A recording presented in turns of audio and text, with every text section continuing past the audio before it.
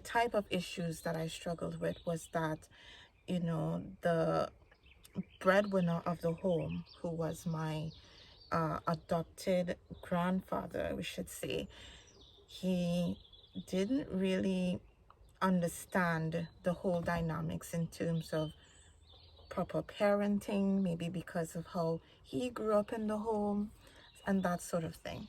So that kind of caused a clash, that kind of caused some problems. He was actually dealing with his own demons where he abused alcohol. There were times where he was violent against, especially towards my mother. And this book, I ended up dedicating this book to my mother and my grandmother, my maternal grandmother, because they have their own story that not even I can fully comprehend and even I could fully understand. So just to share a little bit with you, my family on my mother's side, they are originally from St. Vincent and the Grenadines. And this was back in the 60s. Yeah, in the 60s, my mother's mother, she got an opportunity to go to the United States. Now, if you're from the islands and you get an opportunity to go to the United States to work, to get a better standard of living, to have a better life, you take that opportunity. Many people, they did and they still do to this day. And my grandmother, she had my mother, and she had her in St. Vincent. And at 4 years old, my grandmother, she went to the United States, and her brother, which is my great uncle, yeah, adopted my mother. Okay, so follow me. He adopted her and took her in, and he was a person, he was back and forth in the United States, but he actually built a home and made a life in Trinidad. So my mom ended up growing up in Trinidad. And for some reason, my mom never really got to visit or see my grandmother. And to this very day, my mom has not met my grandmother. So my mom, she doesn't know her. She has spoken to her through the phone. We have seen an exchange of letters and cards and all these different things. And uh, even now, there is some communication. My grandmother in the United States, right now, she has moved out of her home. She has fallen ill and has ended up in a nursing home. But the whole scenario and what I can't seem to get my mind around sometimes is that my mom never got to meet her real mom. And that had some serious consequences. And my mom, she's not the type of person to, cry and to tell everybody who would listen her problems and what the problems that she faced. But I witnessed them. And those being a witness to that and being somebody who stands up for others, I'm the type of person, if you mess with somebody that I love, that's it for you. I don't care who you are. I will stick up for the people that I love. And if it means telling you the God honest truth, I will do that. If it sounds insulting, I'm sorry, but it has to be said and a change has to be made. And I remember facing my own consequences of that. And remember, as a teenager, you're growing up, you're dealing with your own struggles, and then you're dealing with your mom's struggles, and you get to a place where you pretty much have to grow up a lot faster than you are intended to. So long story short, as an adult, I was able to finally visit my maternal grandmother for the first time back in 2019. And I remember meeting her for the first time.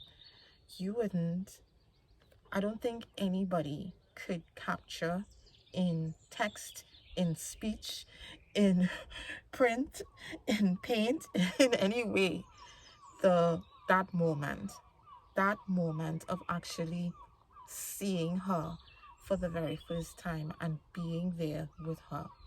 Now, I know you guys may have a lot of questions about, well, why was this and why was that? And I can probably give you those answers as I go along, but just to give you the gist of it.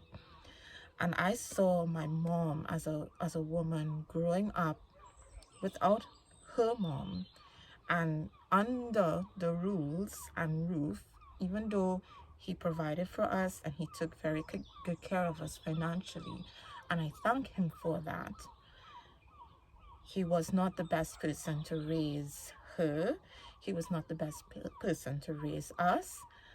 And we had, and I can speak for myself, I can't speak for them, but I personally had a lot of struggles dealing with that, healing from that. There was a lot that I was subjected to.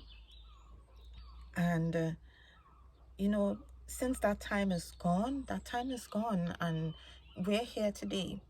I'm here today. And I'm here to tell you that whatever it is that you're going through, it's just for a time, it's just for a season. You might not be able to do anything about it. And that's the truth. You might not have the resources or the connections or the tools needed to address a situation that is harmful or dangerous. And we just have to hold on to the idea and the belief that everything is going to be all right. Everything happens for a reason. And I wouldn't be who I am today if it weren't for that situation that was started way, way back. I wouldn't be here today to tell you these words of encouragement if I didn't go through that. So I just wanted to give you that little briefing and let you know everything behind it. I have dedicated and, you know, placed this book in light and in respect of my mother and my grandmother, two very strong women who had their own challenges, their own struggles, and yet still, I am completely and totally proud of them. I'm proud to be in their lineage. I'm proud to call them my family, in spite of what? In spite of what? And maybe there's somebody in your life or people in your life who are close to you. Maybe they're not so close to you anymore. There's a silver lining in everything, and you just need to hold on to that. Hold on to the good. Find the positive and accept things for how they are. There are things that we will never be able to change. I'll never be able to get back those lost years. My mother, she'll never be able to get back those lost years. She'll never be able to have that time. You know, so many of us, we take for granted, you know, having our moms with us, somebody to talk to, somebody to advise us, somebody to protect us. Okay, so don't take those things for granted. We are given a hand of cards, and we just have to deal with it. And you have the strength, because I saw my mother. I saw how she fought. I saw how she became resilient. You do have the strength that even if circumstances are placed against you, even though that there are odds against you, you still have the ability to come out on top. You still have the ability to rise. And that's why also a reason why I wanted to name I titled this book To Be Great, because you can be great.